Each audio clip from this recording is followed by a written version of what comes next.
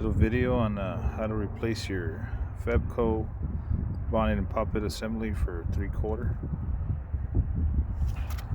Gonna be changing it out here. First you unscrew this nut here. You lift the bell up. That looks good. You're gonna unscrew this. It's already broken, so it comes off. Pull this out. Now we're gonna get the parts to replace it. Looks good inside. These are gonna be the replacement parts right here. So it's a FEBCO 765 3/4. So here's the new one here, and here's the old one. It's kind of bent. It froze. Comes with this grease here. You can put a little bit of grease before you put the new part on. I'll show you how to do that.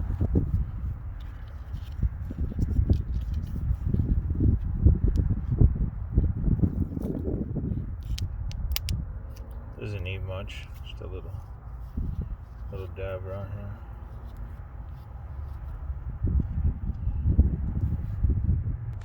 Now we'll go ahead and replace this part here.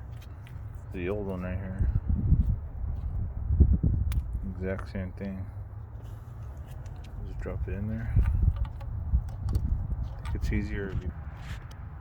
As you can see, this is the difference between the old one. There's no more springs not holding up the seal. Here's a new one.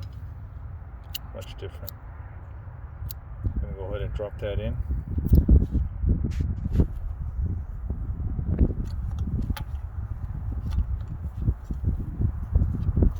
Hand tight.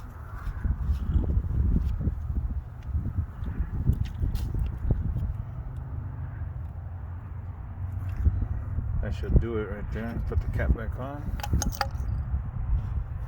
Put the nut back on. We're going to test it. It's back on.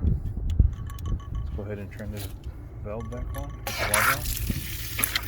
Okay, so it's holding up. Close this water over here. One more leak. Good as new. $40 fix. Thank you.